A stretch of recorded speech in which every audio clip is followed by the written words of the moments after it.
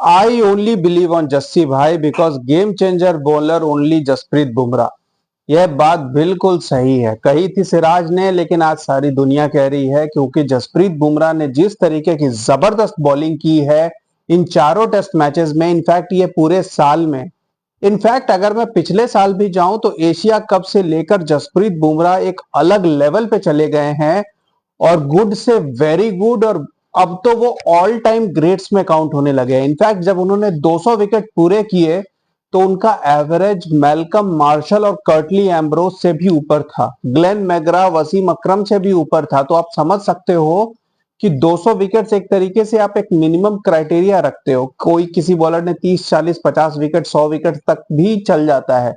जैसे Vernon Philander का मैं आपको एक एग्जांपल देता हूं। Vernon Philander one of the quickest to 100 wickets थे, उन्होंने सिर्फ 17 टेस्ट मैचेस में अपने 100 विकेट पूरे किए थे, लेकिन कैरियर एंड होते होते उन्होंने 64 टेस्ट मैचेस में सिर्फ 224 विकेट लिए। मतलब बाद के ऑलमोस्ट 45-46 टेस्ट मैचेस में उनको लग गए सिर्फ 120-130 विकेट लेने में, क्योंकि कंटिन्यूटी मेंटेन करना मुश्किल होता है। सचिन तेंदुलकर एक लेजेंड है क्योंकि 200 टेस्ट मैचेस तक उन्होंने एवरेज 53-54 का मेंटेन किया, 200 टेस्ट मैचेस तक। विराट कोहली की हालत देख लीजिए, 120 टेस्ट मैच होते होते हवा निकल गई है विराट कोहली की।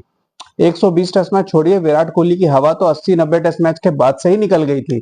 तो सचिन तेंदुलकर से जो लोग विराट कोहली को कंपेयर करते हैं, मेरे ख्याल से उनसे बड़ा सेंस ऑफ ह्यूमर किसी के पास नहीं है। आप उनके पास जाकर चुटकुले सुना कीजिए, क्योंकि विराट कोहली मेरे ख्याल से वीवीएस लक्ष्मण, वीरेंद्र सहवाग, राहुल द्रविड़, इन सब से भी कंपैरिजन नहीं हो सकता। उनको कुछ हद तक सौरव गांगुली से कंपैरिजन कर सकते हैं, लेकिन मेरे ख्याल से जसप्रीत बुमराह ने वो प्रूव किया है कि जसप्रीत बुमराह एक ऑल टाइम लेजेंड है।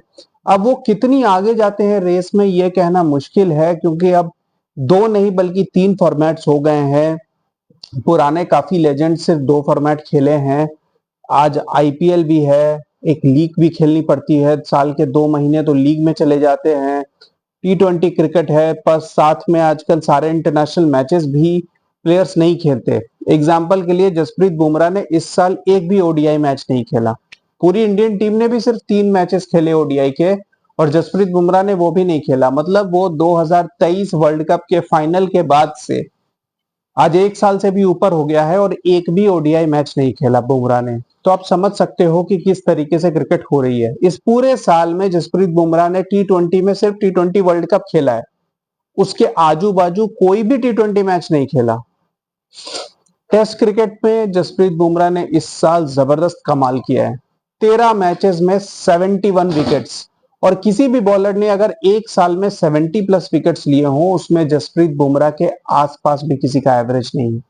जसप्रीत बुमराह का कैरियर एवरेज 19.63 है। आप इमेजिन कर सकते हो, an average of less than 20। अगर किसी बॉलर की एवरेज ऑफ लेस देन 25 हो, मैं आपको सिर्फ एक एग्जांपल बता रहा हूं, तो उसे लेजेंडरी माना जाता है। 25 के नीचे एवरेज मतलब is a very good bowler. 30 के भी नीचे हो तो आप कह सकते हो कि इज अ गुड बॉलर। 25 के नीचे यू से दैट या he is into that category जिसमें मैग्रा, एम्ब्रोज, वसीम अकरम आते हैं। बुमराह 20 के भी नीचे हैं, तो आप समझ सकते हो कि बुमराह किस लेवल पे है। बुमराह के 9 5 विकेट हॉल्स हैं। 2018 से मैं बात करूं तो बुमराह के सीना कंट्रीज में 9 टाइम्स 5 विकेट हॉल है। श्रीलंका और पाकिस्तान के मिला के 9 विकेट हॉल्स हैं। मतलब यहां मैं एक इंडिविजुअल की बात नहीं कर रहा, पूरी श्रीलंकन टीम और पूरी पाकिस्तान टीम के मिला के 9 5 विकेट हॉल्स हैं जो अकेले जसप्रीत बुमराह के हैं। इंडिया की अगर मैं बात करूं तो उसके अलावा शमी के 3 हैं, और भी किसी किसी बॉलर्स के 1-1 2-2 हैं। यहां पर सिर्फ और सिर्फ बुमराह के अकेले उन 2 कंट्रीज के बराबर हैं। जसप्रीत बुमराह ने 44 टेस्ट मैचेस में 203 विकेट लिए। इनफैक्ट अगर आप मेरे से 1.5-2 साल पहले पूछते, इनफैक्ट मैंने एक क्रिकेट सर्कल में मेरी डिबेट हो रही थी, तो उसमें मैंने यही कहा था कि Jasprit Bumrah is a very good bowler, लेकिन वो बहुत सेलेक्टेड टेस्ट मैचेस खेलते हैं, और मुझे ऐसा लगता है कि शायद वो अपने करियर में 250 से 300 विकेट के आसपास लेंगे और फिर वो रिटायर हो जाएंगे, क्योंकि वो साल में 5 या 6 टेस्ट मैच से ऊपर खेल ही नहीं सकते। उनकी बॉडी ही वैसी नहीं है, वो फिट नहीं रहते, मुझे नहीं लगता। लेकिन इस साल जसप्रीत बुमराह ने 13 टेस्ट मैचेस में 71 विकेट्स लिए, और बिल्कुल मतलब मैंने जो सोचा था उससे मच बियॉन्ड किया है उन्होंने, और मैं खुद सरप्राइज्ड हूं कि जसप्रीत बुमराह ने ऐसा कैसे कर दिया। 132 विकेट्स थे उनके इस साल से पहले, और इस साल उन्होंने पहले साउथ अफ्रीका में एक टेस्ट मैच खेला जो न्यू ईयर टेस्ट था, जो अभी पाकिस्तान खेलेगी 3 जनवरी से। उसके बाद उन्होंने इंग्लैंड के खिलाफ होम में 4 टेस्ट मैच खेले। होम टेस्ट मैच मतलब आप समझ सकते हो, इंडिया की स्पिनिंग कंडीशंस में उन्होंने 4 टेस्ट मैच खेले।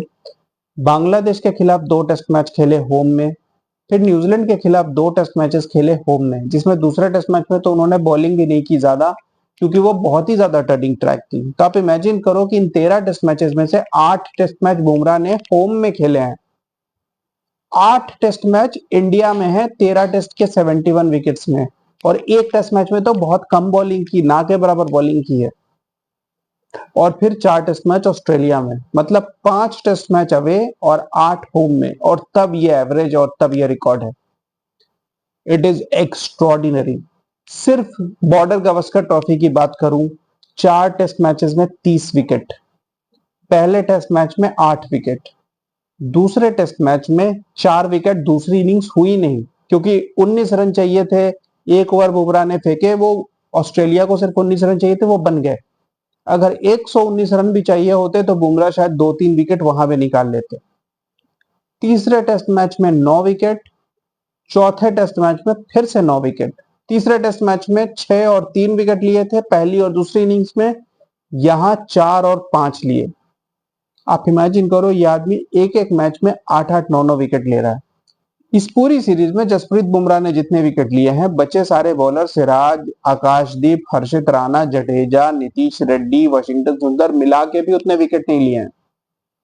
तो आप इमेजिन करो कि बुमराह इस टाइम अलग लेवल पे हैं। जो भी जोकर्स शाहीन शाह अफरीदी, नसीम शाह, इनके जैसे ऑर्डिनरी बॉलर्स को बुमराह से कंपेयर कर रहा है, मेरे ख्याल से उसे दिमागी इलाज की जरूरत है।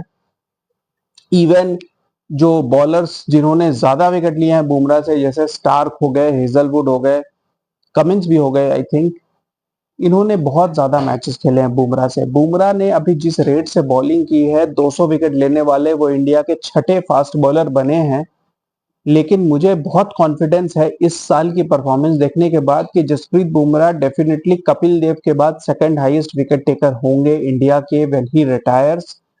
ईशांत शर्मा और जहीर खान दोनों ने 311 विकेट लिए हैं, and I think Jasprit Bumrah अभी 31 ईयर्स के हैं। मेरे ख्याल से वो डेफिनेटली 311 टेस्ट विकेट्स का बैरियर क्रॉस कर जाएंगे। कपिल देव की 433 के लिए आई फील पर्सनली कि शायद वो ना तोड़ पाए, लेकिन वो 300 प्लस विकेट्स लेंगे। 311 विकेट से ज्यादा लेने के बाद वो दो Indian fast bowlers Zaheer Khan और ईशांत शर्मा को क्रॉस कर जाएंगे।